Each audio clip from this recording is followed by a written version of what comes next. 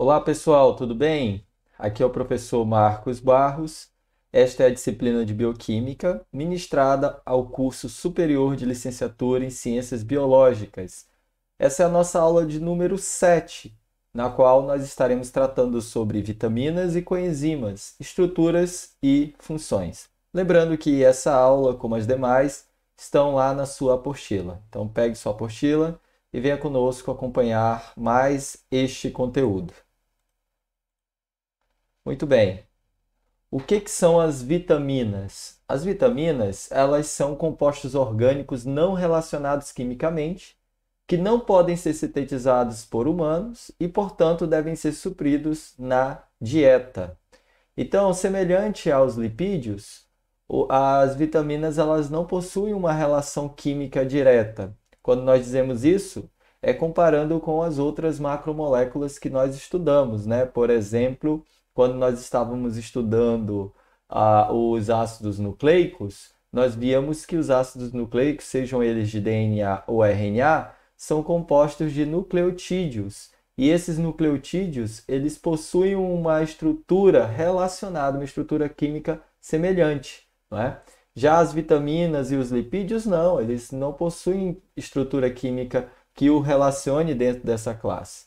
Então, um ponto principal para as vitaminas é que é uma molécula orgânica importante para o metabolismo, para o desenvolvimento de um organismo e que só pode ser obtida a partir da dieta, né? Os seres humanos não produzem as vitaminas.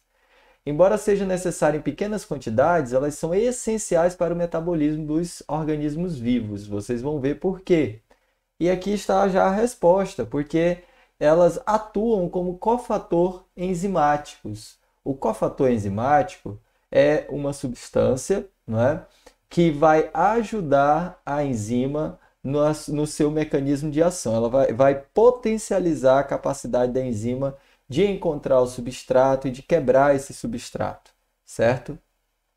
Quando nós falamos de vitamina, nós lembramos aqui de vários alimentos, né? Principalmente de origem vegetal, desde tubérculos, também raízes e brotos, são ricos em vitaminas.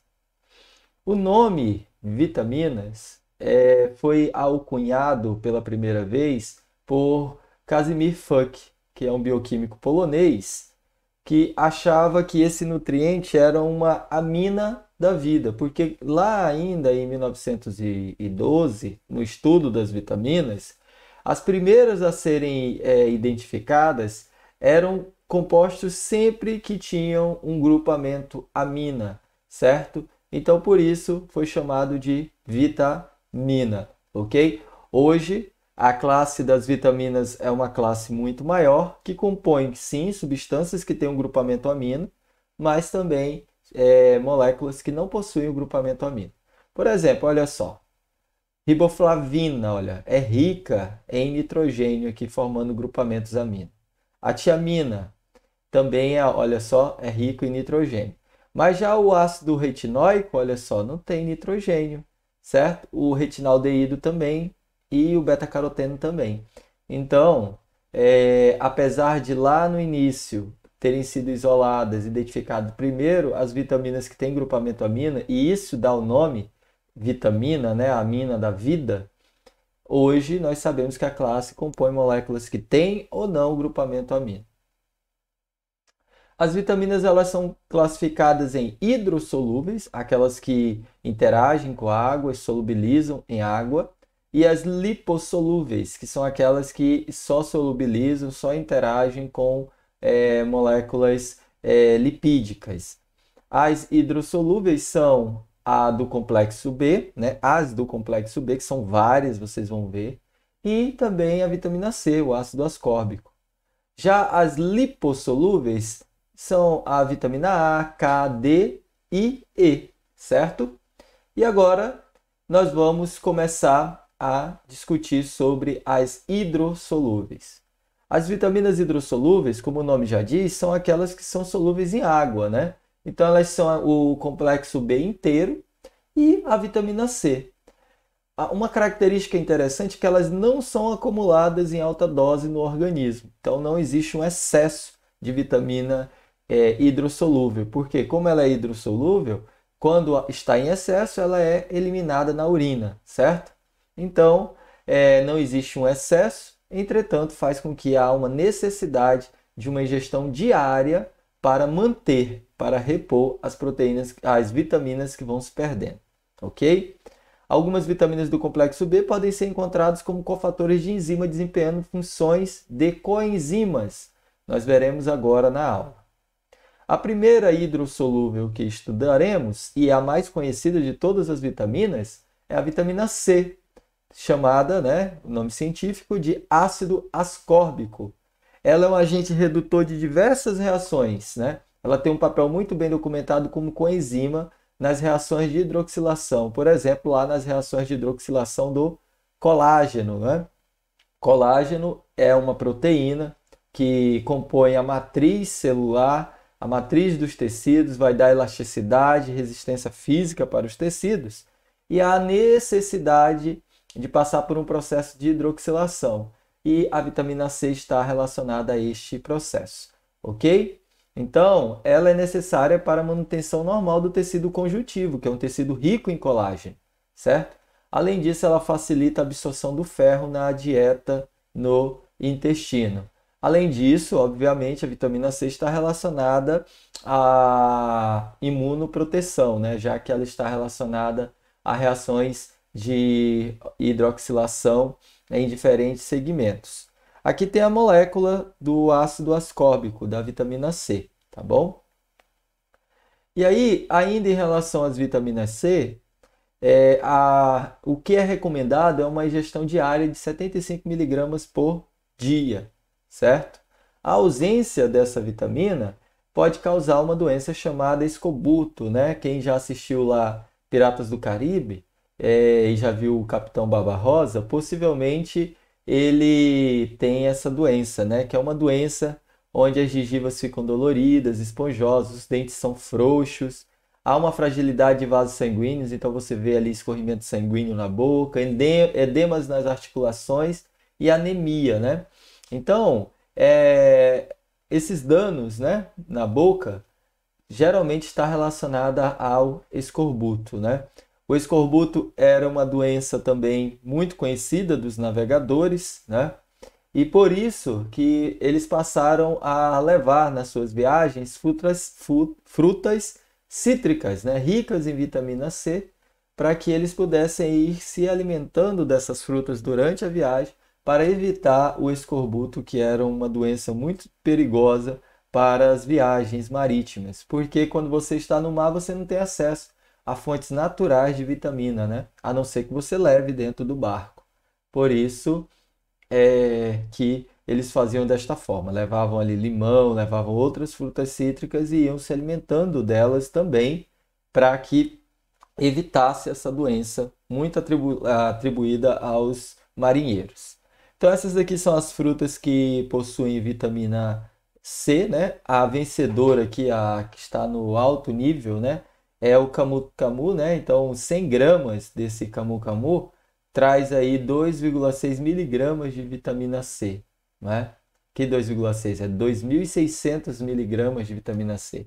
Quer dizer, muito, não sei quantas vezes mais do que o que você precisa para a ingesta diária. E as frutas cítricas também são ricas em vitamina C. Todas essas daqui possuem essa vitamina. Agora nós entramos nas vitaminas do complexo B, Não existe uma vitamina B, existe um complexo de vitaminas, chamado complexo B. O que é importante você saber a partir de agora é que as vitaminas do complexo B, todas elas estão relacionadas ao metabolismo, então todas essas vitaminas elas atuam como cofatores enzimáticos em processos relacionados ao metabolismo, seja ele metabolismo de carboidratos, de lipídios e também de proteínas, tá bom? Então, a vitamina B, o nome científico dela é tiamina. Ela é convertida na sua forma ativa, tiamina pirofosfato, no cérebro e no fígado, por uma enzima chamada tiamina desfosfotransferase. Então, quando nós nos alimentamos de tiamina, que é essa molécula. Quando chega lá no fígado ou no cérebro, essa enzima transforma a tiamina em tiamina difosfotransferase. Ela ganha aqui 2 grupamentos fosfato e essa é a forma ativa, TPP, que é a forma ativa da tiamina. E ela, uma vez ativa, age como cofator de reações lá da enzima chamada piruvato descarboxilase e também da piruvato alfa-cetoglutarato desidrogenase, certo? Então, como eu disse, olha, tá aqui a vitamina ativa, a vitamina B1, a tiamina, e olha só aqui, ó, lá na transformação de piruvato em acetaldeído, lá no ciclo da glicólise, é necessário uma coenzima, justamente a tiamina TPP, que vai auxiliar a enzima principal chamada piruvato descarboxilase. Então, ela liga-se na piruvato descarboxilase, temos ainda o cofator magnésio, e aí essa enzima consegue transformar piruvato em acetaldeído, ok? Então, olha só, metabolismo energético e a vitamina B1 trabalhando nesse metabolismo como uma coenzima.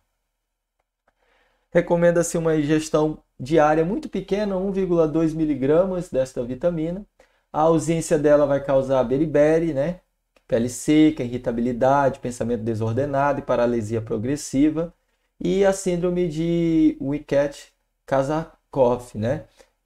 Presente principalmente no alcoolismo crônico, que é caracterizado pela apatia, perda da memória, movimento arrítmico e dos globos oculares, né? Então, a primeira síndrome é muito rara, porque pode ocorrer ainda em presos, naquelas prisões onde não tem um cuidado, né, com esses presos, né? Hoje em dia são em alguns países mais fechados que existem esse tipo de prisão, né? Porque a ausência dessa vitamina é muito rara, por conta que você precisa absorver muito pouco, 1,2 miligramas, né? É muito pouco, né? Da vitamina. E também aqui no caso de alcoolismo crônico, porque o álcool ele é metabolizado no fígado, né? Apesar do paciente absorver a vitamina, ela não consegue ser convertida na sua forma ativa, porque o fígado está danificado e está inteiramente relacionado ao metabolismo dessa molécula de álcool que está entrando ali todo o tempo, certo? Onde nós encontramos as vitaminas do complexo B? Vocês vão ver que essas vitaminas, né, tanto a B1 quanto as outras, vão estar presentes no fígado, porque a maioria delas vão assumir sua forma ativa no fígado, né? E também em ovos de galinha e em carne vermelha. Neste caso aqui, da B1, fígado, carne vermelha, legumes, leite e ovos de galinha. E a vitamina B2, ela é chamada também de riboflavina, certo? Ela possui este precursor, certo? Como que ocorre para que ela fique na sua forma ativa, né? Ela vai ser convertida, ela vai ser transformada em flavina mononucleotídeo, que é a FMN, ou em flavina adenina dinucleotídeo, certo? Então, olha, a riboflavina, ela vai ser convertida então em flavina mononucleotídeo, FMN, ou a flavina adenina dinucleotídeo, que é a FAD. E aí, mais uma vez, olha só, agora a B2, ela é um cofator enzimático, que é uma molécula que auxilia a enzima na sua reação biológica, né? Então, ela vai ser cofator enzimático, olha só, reduzindo ou oxidando aí nos processos junto a determinadas enzimas. Olha só, eu tenho aqui o succinato e ele precisa ser transformado em furamato, lá no ciclo de Krebs, né? E aí tem a enzima chamada succinato desidrogenase, certo? Então, olha só, a FAD ela precisa ser reduzida para FADH2, certo? Então, olha, tá aqui a enzima flavina adenina dinucleotídeo. Então, a succinato desidrogenase vai tirar o hidrogênio aqui, ó, do succinato e vai passar para ela, reduzindo ela. certo? Se não tivesse ela aqui, não teria como ocorrer essa reação de redução. E aí não teria como transformar succinato em furamato. Mais uma vez, mais uma vitamina do complexo B agindo como cofator enzimático lá no metabolismo, neste caso no ciclo de Krebs. Recomenda-se uma dose muito pequena, 1,3 mg por dia. Fígado, carne vermelha, queijo, leite e ovos são ricos nesta vitamina. A ausência vai causar algumas deficiências, como dermatite queloides, né, que são aquelas fissuras na boca. A glossite, que é aquela língua que fica lisa e púrpura, né? A pessoa perde parte das papilas gustativas e a língua fica bem lisa e de uma cor púrpura, uma cor brilhante. Né? Isso tudo é falta de vitamina B2 ou riboflavina. E agora a vitamina B3 ou niacina. Ela tem dois precursores, o ácido nicotínico e a nicotinamina.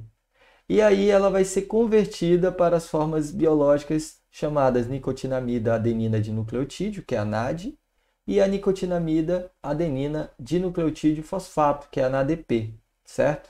Então, NAD e NADP são as formas ativas da vitamina B3. E aí, mais uma vez, agora a niacina, ela é uma coenzima que vai agir sendo reduzida ou oxidada em reações relacionadas ao metabolismo. Aqui, olha só, na conversão do piruvato para lactato, lá no metabolismo da glicose, é necessário que uma NADH seja oxidada para a forma de NAD. E aí, quem vai fazer isso é a lactase desidrogenase, certo? Então, desta forma, né, ela vai tirar esses hidrogênios da NAD que estava reduzida, vai passar para o lactato e agora a NAD fica oxidada, certo? Então, se não houvesse a NAD, não teria como a enzima transformar piruvato em lactato. E aqui, olha só, a NAD, NADP, né? Que é essa NAD nicotinamina adenina dinucleotídeo fosfato, ela também sendo, olha só, neste caso aqui, reduzida. Olha, ela estava oxidada e ela precisa ser reduzida para que a isocitrato desidrogenase transforme isocitrato em alfa-cetogutarato lá no ciclo de Krebs, certo? Então, olha, a NAD está recebendo esses hidrogênios aqui, sendo, portanto, reduzidas, certo? Então, novamente, olha, agindo aqui como uma coenzima. A recomendação diária é 16 mg por dia. Mais uma vez, olha, fígado, carne vermelhas, carne branca, germes de trigo e ovos de galinha é onde tem bastante NAD, onde tem bastante niacina, certo? A ausência vai causar pelangra, né, que é uma doença que envolve a pele, o trato gastrointestinal e o sistema nervoso. Os sintomas da pelangra ela compreende os 3S, né, que é a dermatite, diarreia, demência e, se não tratada, causa morte, né? Também é uma doença rara por conta que a ingesta dessa vitamina é muito pequena diária. A vitamina B, ou B7 ou B8, ou também chamada de biotina, ela também é um cofator necessário para enzimas que estão relacionadas a reações de carboxilação. Por exemplo, a acetil-CoA carboxilase e a piruvato carboxilase. Então, olha só, eu tenho o piruvato, eu preciso carboxilar ele, né, incluir carbono nesta molécula para que ele se transforme em oxalacetato. Quem faz isso é a piruvato carboxilase. E ela usa a coenzima biotina para que ocorra essa reação de carboxilação. Aqui, olha só, explicando mais uma vez, olha, eu tenho energia, né? Eu tenho uma molécula de ATP, eu tenho a molécula de onde eu vou tirar esse carbono, não é? E aí eu tenho o meu piruvato. A biotina é a coenzima, junto com a piruvato carboxilase, vai permitir a formação do oxalacetato. Aquele grupamento ali, ó, ácido, virou aqui um ácido carboxílico na molécula, certo? Então, a biotina se age como cofator nessas reações de carboxilação, lá no ciclo de Krebs. Recomenda-se 0,3 miligrama por dia. 0,3 miligrama quase que a gente não consegue ver a olho nu, é muito pouco. Está nos cereais, carne vermelha e gema de ovo. A ausência é muito rara porque é amplamente distribuída nos alimentos, né? E também é produzida nas bactérias que nós temos comensais no intestino.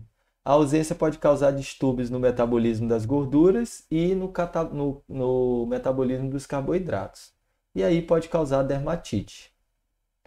Vitamina B5, ou ácido pantotênico, né? Ele também é conhecido como vitamina B5, né?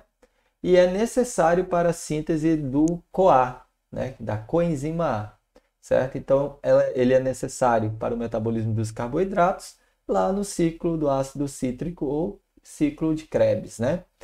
Então, olha só, eu tenho um ácido pantotênico e ele é transformado em coenzima A, que é uma molécula que vai se ligar ao grupo acetil, formando acetil-CoA, certo? E esse acetil-CoA é uma molécula que entra lá no ciclo de Krebs. Muito bem, então, essa coenzima A, ela é formada a partir do ácido pantotênico. A ingesta diária de 10 microgramas, uma quantidade infinitamente pequena, então é muito raro também ter alguma deficiência. Tá no fígado, na carne vermelha, na batata, no germe de trigo, no abacate, no ovo de galinha, certo? E agora a vitamina B9 ou ácido fólico, muito conhecida aí principalmente pelas mulheres grávidas, né? Ela é obtida principalmente de leveduras e vegetais, né? Bem como do fígado animal. E aí o ácido fólico, ele é reduzido dentro das células, principalmente no fígado, na forma de tetrahidrofolato, THF, pela enzima de hidrofolato redutase, uma enzima que requer NADPH.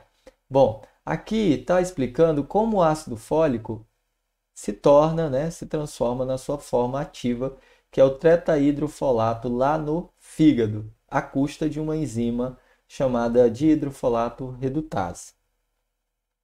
Bom, aí qual é a função desse tetrahidrofolato, que é a forma ativa do ácido fólico?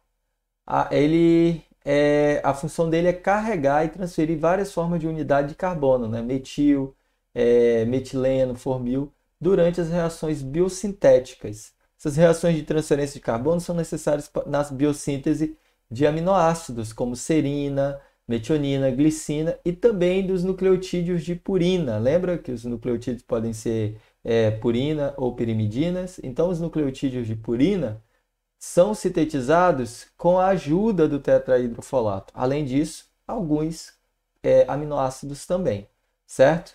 Por exemplo, aqui, olha, nós temos a homocisteína, certo? Nós temos aqui o tetrahidrofolato, o metil tetrahidrofolato, e aí esse grupamento metil, olha só, vai ser transferido para a homocisteína e agora ela é chamada de metionina, olha só, o grupamento veio para cá, o CH3, tá bom? Então, ele está relacionado à síntese de aminoácidos e também dos nucleotídeos de purina. Isso justifica as mulheres grávidas terem que tomar ácido fólico durante toda a gestação, porque ela está formando um novo indivíduo, né? E esse indivíduo que está sendo formado ali requer nutrientes e, em especial, né, aminoácidos para que ele possa desenvolver sua matriz e os nucleotídeos para que ele possa também desenvolver os seus ácidos nucleicos. A dose diária é 400 microgramas a dia, muito pouco, mas ainda assim, por recomendação, os médicos eles passam, né, um componente fólico, o ácido fólico para as grávidas. O grupo de risco é mulher grávida e alcoólatras, né? As grávidas porque requerem bastante ácido fólico para a biossíntese das purinas e a biossíntese de aminoácidos, e os alcoólatras porque eles têm um dano hepático severo, né? A ausência pode causar anemia megaloblástica, né, que são essas anemias onde você observa células enormes no sangue. E no feto, né, pode causar a chamada espinha bífida, né, que é a protusão, olha só, do canal medular para fora. A protusão, perdão, do nervo medular para fora do canal medular. Certo? Aqui está o canal medular e aqui estão as vértebras. O certo era o canal vir aqui, ó, mas ele acabou achando um espaço e sofreu essa protusão, né? Isso é muito terrível para a criança. Imagina a dor que isso aqui causa, né? E agora a vitamina B12 ou cobalamina, né? Ela é sintetizada exclusivamente por micro-organismos e também é encontrada no fígado de animais, né? Existem apenas duas reações que requerem a vitamina B12 como cofator, né? Uma delas ocorre durante o catabolismo dos ácidos graxos, né? Que é a metionil-malonil-CoA mutase, a enzima que precisa da cobalamina, e a outra envolve a conversão da homocisteína em metionina. Então tem aqui um exemplo, né, onde na conversão da homocisteína para o aminoácido metionina, você vai precisar da vitamina B12, né? Vitamina B12 que vai estar com o grupamento metil. E aí esse grupamento metil vai ser transferido para a metionina. Então você tem a metiltetrahidrofolato, né, que é a outra proteína, a outra vitamina, e também você precisa da cobalina aqui para que ocorra a produção da metionina. A ingesta diária é muito pequena, 2,4 microgramas por dia, como já foi dito, né? É, é produzida também lá no intestino por bactérias comensais, né? A ausência vai causar anemia perniciosa e a degeneração da medula espinhal. Então, olha só, aqui nós temos um paciente, claro, de ausência de vitamina do complexo B, principalmente a B12, onde você vê aqui, olha só, os lábios rachados, a língua do tipo língua regional, que é essas línguas onde há uma perda, olha, severa das papilas gustativas. A língua está púrpura também, olha, tem essa flora bacteriana acentuada aqui na língua. E aí, uma vez que o paciente ele toma a vitamina, depois de um tempo, olha só, uma plena recuperação, né? Geralmente adolescentes em fase de desenvolvimento e na frente do computador, né? Não come, aí pode ter esse tipo de anemia. Ou também pacientes que tenham algum problema no fundo do estômago, né? Uma gastrite, uma úlcera, que essa vitamina ela é absorvida lá ainda no estômago. Então, quando você tem algum dano aqui, a vitamina não pode ser absorvida. A piridoxina é a vitamina B6, né? Ela tem três compostos conhecidos, né? Então, ela tem três tipos de forma: a piridoxina, o piridoxal, a piridoxamina, e elas são convertidas para a forma biológica que é o piridoxal fosfato, né? Esta é a forma biológica da B6. E aí age também, né, como cofator no metabolismo, certo? Aqui para o catabolismo dos aminoácidos e também no catabolismo do glicogênio, chamado glicogenólise, certo? Olha só, aqui no catabolismo dos aminoácidos eu tenho o alfa-cetoglutarato, né? E eu quero transformar ele em glutamato e ter um produto também chamado ácido alfa-ceto. Então, olha só, qualquer aminoácido aqui, ó, o L-aminoácido, ele vai ser transformado em glutamato. E aí a aminotransferase, ela precisa da vitamina B6 como cofator para que o alfa-cetoglutarato se transforme em glutamato, certo? A ausência é rara, mas pode causar convulsões em recém-nascidos e mulheres que usam contraceptivos orais e alcoolistas, né? A recomendação diária é de 1,3 miligramas por dia. Terminamos assim as vitaminas hidrossolúveis e agora passamos para as vitaminas lipossolúveis. Como o nome diz, são moléculas apolares, né? Não tem carga, ou seja, elas são hidrofóbicas. São absorvidas e transportadas junto com os lipídios da dieta e podem ser armazenadas. Então, já que elas podem ser armazenadas, evidentemente que uma ingesta muito maior do que a dose diária pode causar alguma complicação também. Então, neste caso, a ausência pode causar doença, como também a ingesta em uma quantidade maior pode causar uma doença também. A primeira é a vitamina A ou retinol, ou também chamado beta-caroteno, né? Esses três compostos, tanto o retinol, o beta-caroteno e o retinaldeído, eles são convertidos na forma ativa da vitamina, da vitamina A, certo? E essa vitamina A, ela está relacionada em especial à visão, né? Ela vai compor, né, o retinaldeído, que é a forma ativa, ela vai compor lá os grupos protésticos das proteínas chamadas opsinas, né, que estão presentes nas células chamadas bastonetes, na forma de rodopsina, e nas células chamadas cones, na forma de iodopsina. Então, esse retinaldeído ele vai compor proteínas importantes de dois tipos celulares que nós temos lá no fundo dos olhos, né? Que é os bastonetes e os cones, né? Então essas células elas são responsáveis por capturar ali o sinal luminoso, né? E identificar as cores, profundidade, luminosidade, não é?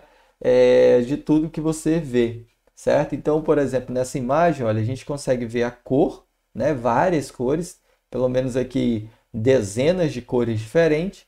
Conseguimos ver também a luminosidade, nós estamos vendo que algo aqui brilha mais. E nós conseguimos ver também a profundidade. Ó. Essas plantas aqui estão mais perto do que o Sol, que está lá longe. Isso à custa dessas células chamadas de cones e bastonetes, né? Que vão traduzir esse sinal luminoso, certo? E para isso precisa do retinaldeído, da vitamina A, certo? Então a ausência vai causar a cegueira noturna, a xeroftalmia, olha só, que é esse preenchimento aqui, olha, da íris, certo? E problemas de pele.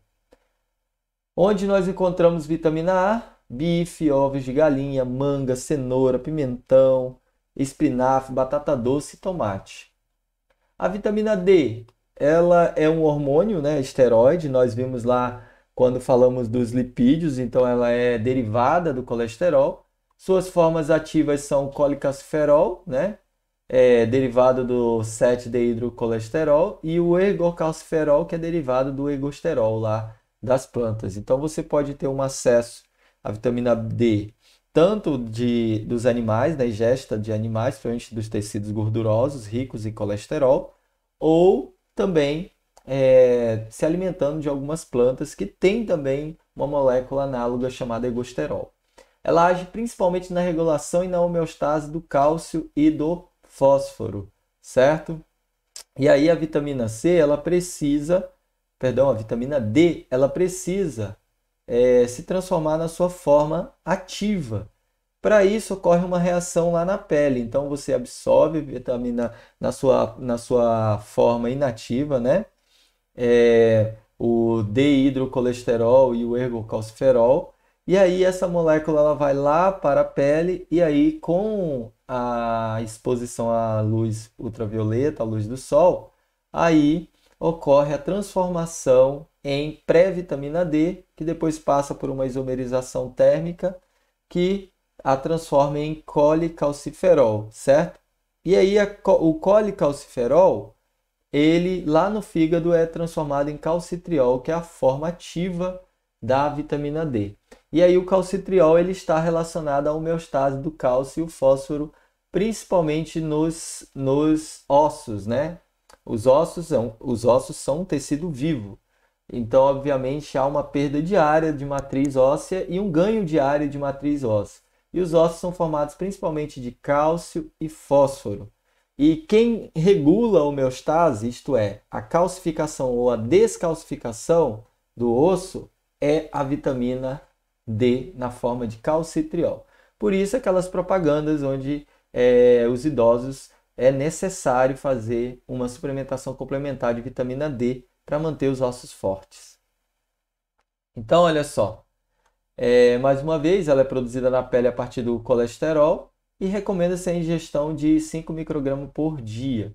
Quando na ausência você tem o ractismo, né? E a osteomalácia, né? Olha só a osteomalácia. Aqui nós temos o fêmur normal e o fêmur com osteomalácia. Olha, o fêmur ele causa uma envergadura, já que o osso ele está fraco porque tem pouco cálcio e fósforo, né? E aí o osso fica acaba ficando fraco e o peso do corpo causa a osteomalácia. E aqui o raquitismo, né? A desnutrição causando raquitismo, osteomalácia também. E depois, olha só, de 14 meses com tratamento com vitamina D. Muito bem. E agora a vitamina K, chamada também de filoquinona, menaquinona ou menadiol. Ela tem 3 formas biologicamente ativas, que são essas que eu falei para vocês. A primeira está nas plantas, a segunda nas bactérias intestinais e a terceira é a forma sintética que você pode comprar na farmácia, certo? E ela tem como principal função a manutenção dos níveis normais da coagulação sanguínea. O processo de coagulação sanguínea, ele envolve uma cascata de reações químicas que nós chamamos de cascata da coagulação. E essa cascata, cada item que está nela, de reação bioquímica, nós chamamos de fatores de coagulação. E eles recebem números. E a vitamina K, ela está relacionada à manutenção dos níveis normais dos fatores 2, 7, 9 e 10, além da proteína C e proteína S, ok? Todos eles são sintetizados no fígado. Então a vitamina K ela vai auxiliar lá a biossíntese destes fatores no fígado. E aí, esses fatores sendo produzidos no fígado, caem na corrente sanguínea e fica só esperando o rompimento do vaso sanguíneo para que eles consigam desenvolver a sua cascata de coagulação e o fechamento dessa hemorragia, certo? Por isso que quando alguém vai fazer uma cirurgia aberta, o médico pede dosagem de proteínas, principalmente proteínas K, e além disso faz o tempo de coagulação, né? O TAP, o TTPA, né? E para garantir que esse paciente ele vai conseguir coagular, porque o médico vai precisar abrir, claro que vai ter um extravasamento sanguíneo e o paciente tem que garantir, né, que ele vai conseguir coagular esse extravasamento naturalmente, certo? Então, se o paciente tiver com baixa de vitamina K e um tempo de coagulação alto, ele vai ter que esperar a cirurgia porque não é possível iniciar uma cirurgia com o paciente desta forma, certo? Então, obviamente, aquele paciente com ausência de vitamina K vai ter doenças hemorrágicas, né? Gente, não é normal a gengiva estar sangrando todo o tempo. Ou é a ausência de vitamina do complexo B, ou é a ausência da vitamina K. E pode também estar relacionada a uma cárie, né? Ali nos dentes. Mas não é normal. Se o seu dente está sangrando, procure um médico, porque é ausência de vitamina, ou procure um dentista, um cirurgião dentista, porque pode ser uma formação de uma cárie ali severa que está causando esse sangramento. Mas é mais provável que seja vitamina, principalmente. A dose diária é de 120 microgramas por dia, né? E está presente nesses alimentos aqui. A vitamina E é chamada de tocoferol ou tocotrienol, né? Ela tem 2 moléculas ativas, essas que eu falei para vocês, né?